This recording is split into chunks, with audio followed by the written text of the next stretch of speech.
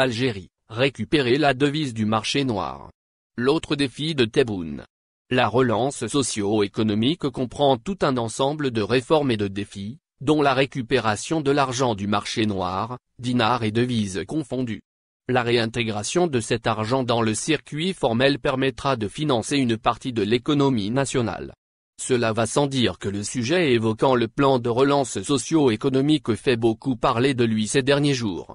D'ailleurs, la conférence nationale consacrée à ce propos a eu lieu le 18 et 19 août dernier, sous la présidence du chef de l'État, Abdelmadjid Tebboune.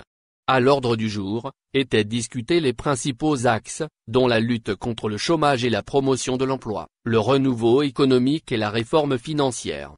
La révision de ce dernier volet devra d'une part, récupérer la devise et les liquidités circulant au niveau du marché noir en Algérie. Il s'agit cependant d'un énorme défi pour le gouvernement, qui doit réamorcer la croissance économique du pays, et faire face à la baisse du pouvoir d'achat des citoyens. Ainsi, l'État a opté pour le soutien de l'investissement local, ce qui nécessite d'importants budgets de financement. Ceci dit, la baisse des réserves de change n'est un secret pour personne. Néanmoins, une partie de la réserve officielle de change, dont dispose encore l'Algérie, pourrait être injectée directement dans l'économie afin de contribuer au financement de l'investissement, avait indiqué le président de la République lors de la même réunion tripartite, précisant que le montant en question pourrait s'élever jusqu'à 12 milliards de dollars. Relance économique en Algérie, l'argent du marché noir pour financer l'investissement? En effet, les propositions de relance économique sont là, mais trouver les fonds nécessaires est une autre paire de manches.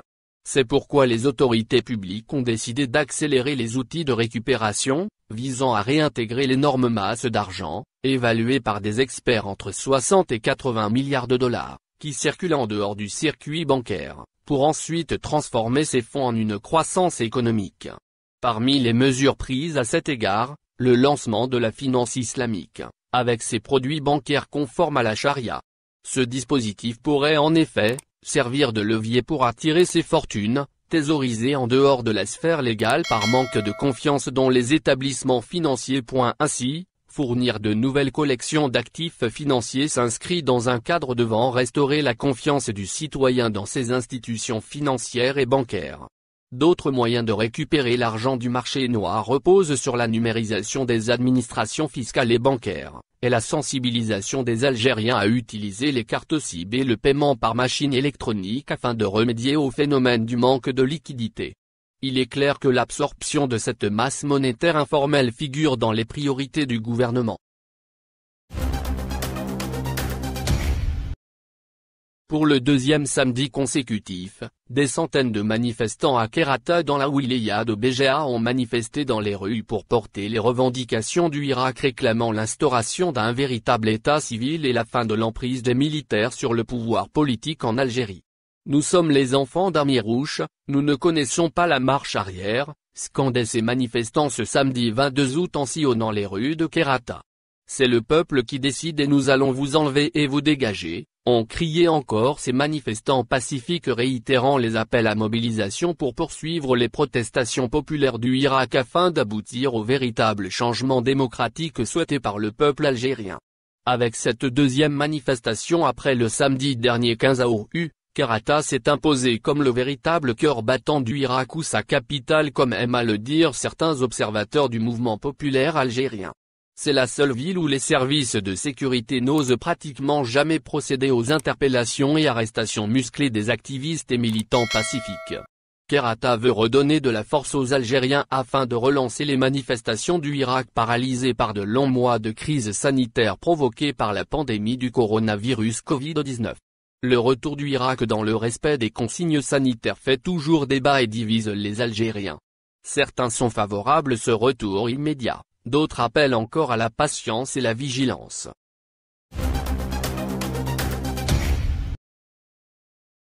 Karim Tabou accueilli en héros dans son village natal. Je ne vais pas me taire. L'ex-prisonnier politique s'est offert un bain de foule avant de prendre la parole devant les milliers de personnes venues l'acclamer. La prise de parole s'est ensuite transformée en meeting populaire. Vaste comme on en trouve rarement dans les villages de Kabylie, la place du village à Atamar s'est révélée pourtant trop exiguë pour contenir toute cette foule qui l'a envahi en cette fin de journée de mercredi dernier. Une fois n'est pas coutume, ce village situé à un jet de pierre du majestueux Djurdjura, devait accueillir un événement que ses habitants qualifient de majeur. Il s'agit, répète-t-il inlassablement avec une forte dose de fierté, d'accueillir à la fois l'enfant prodige, l'homme politique et celui à travers qui la dictature s'est révélée dans toute sa laideur. Lui, c'est Karim Tabou qui remet les pieds dans son village natal après une année passée en partie à la prison de Koléa.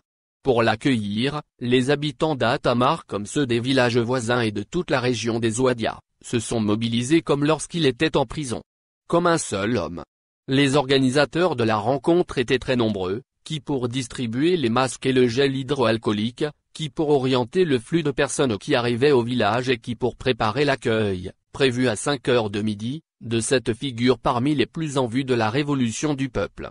Tout au long de la route menant de Tizintleta jusqu'à Atamar, des portraits de Karim Tabou et des banderoles, sur lesquelles on pouvait lire en tamazight en suffisouen, étaient accrochés partout. Au centre du village, des femmes et des hommes venus de partout, même des autres wilayas du pays, attendaient avec impatience. Le balcon du siège du comité, d'où il était prévu que Karim Tabou prenne la parole, était entièrement décoré pour l'occasion. Karim Tabou, icône d'aujourd'hui, espoir de demain, Karim Tabou, un combat pour une Algérie meilleure et une démocratie majeure, et encore Karim Tabou, héros national, lit-on sur quelques-unes de ces banderoles qui ornaient les lieux. Ce n'est finalement qu'à 6 heures midi que Tabou fait son apparition à bord d'un véhicule Skoda qui, en raison de la foule dense, s'est vite retrouvé dans l'impossibilité d'avancer vers le centre du village. Karim Tabou, l'emblème national noué autour du cou, quitte alors le véhicule et poursuit le chemin à pied, des larmes d'émotion sur le visage. Il lui aura fallu près d'une demi-heure pour fendre la foule et serrer toutes les mains qui se tendaient vers lui sous les cris de Allahu Akbar, Karim Tabou. Après avoir écouté l'hymne national, le désormais ex-détenu politique, que l'on a revêtu d'un burnou blanc, prend le micro pour lancer à la foule: « Je tiens à vous dire en premier lieu que vous m'avez honoré. Je sais que cette montagne peut bouger mais pas votre dignité dont je n'ai jamais douté. Je suis fier de vous. » Mais ce qui devait être une simple prise de parole se transforme rapidement en un grandiose meeting politique. Je vais parler en français, en arabe et en kabyle parce qu'il y a ce que je veux vous dire à vous, et il y a ce que je veux dire à eux, lance-t-il. Et à l'immense foule de rétorquer par des cris: « Tabou président !» Après avoir rendu hommage à la population locale et au peuple algérien, puis aux avocats qu'il a qualifiés de maquisards des libertés, aux immigrés qu'il a nommés emblèmes de l'honneur du pays, car ils étaient les témoins et les amplificateurs du combat qui a été mené ici, Tabou appelle les Algériens à continuer à se solidariser avec les autres détenus. Nous ne devons pas oublier qu'il y a encore des détenus qui demandent à être soutenus et que nous devons soutenir d'une manière forte et visible, a-t-il lancé. L'ex-prisonnier de Koléa enchaîne ensuite en évoquant sa situation judiciaire, les menaces qui pèsent encore sur lui et sa détermination à poursuivre le combat pour l'instauration d'un véritable régime démocratique. On m'a fait subir, et subir beaucoup. Aujourd'hui encore, je suis objet d'un chantage judiciaire. On laisse sur ma tête de procès pour me clouer la bouche, mais pour les idées que je défends, pour la vérité et pour la démocratie, je ne vais jamais me taire, a-t-il déclaré avec fermeté avant de révéler qu'il a fait l'objet de 19 enquêtes judiciaires. Toujours au sujet des poursuites qui l'ont conduit en prison, Karim Tabou explique qu'il a été poursuivi pour atteinte au moral de l'armée. Or, a-t-il souligné, nous ne sommes pas contre l'armée en tant qu'institution, mais nous n'acceptons en aucun cas que l'institution militaire soit impliquée dans des questions et des conflits politiques. L'institution militaire doit rester l'institution de tout le monde, l'institution du peuple algérien. Et à la foule de scander pendant un long moment, État civil et non militaire. Mais pour Tabou, le plus important reste le message qu'il veut transmettre aujourd'hui au pouvoir. Mon message le plus important est que nous voulons une gestion politique du pays, en accordant les libertés aux citoyens, en écoutant les Algériens et les Algériennes qui réclament leurs droits, et qui crient haut et fort à l'unisson qu'ils veulent une véritable démocratie, un état de droit et une justice indépendante, a-t-il résumé convaincu, dit-il, que la gestion sécuritaire ne réglera rien. Il n'y a aucun exemple dans l'humanité où un système a réglé des questions liées à la vie des personnes, à leur liberté, à leurs droits avec des méthodes sécuritaires et les prisons, a-t-il soutenu. Nous leur avons déjà démontré qu'à l'Est comme à l'Ouest, au Sud comme au Nord, tous les Algériens ont le même objectif, alors, restons solidaires, unis et surtout déterminés car il s'agit de l'avenir de nos enfants, a-t-il poursuivi tout en soulignant que la meilleure façon de déconstruire le pouvoir, c'est de nous construire nous-mêmes. Aujourd'hui, nous pouvons alors diverger sur des questions politiques, nous ne sommes pas complexés pour mener tous les débats, mais la première condition d'un vrai débat est un climat apaisé, un débat qui doit aboutir à la production des idées, a-t-il appelé de ses vœux avant de céder le micro, à 7h30, encore sous les cris de la foule, Navelé d'Amirouche, marche arrière Mano et Louche. À 8h de nuit, il commençait à faire nuit, mais la place centrale du village à Attamar était toujours bondée de monde. Dis-nous ce que vous pensez et laissez vos avis dans un commentaire.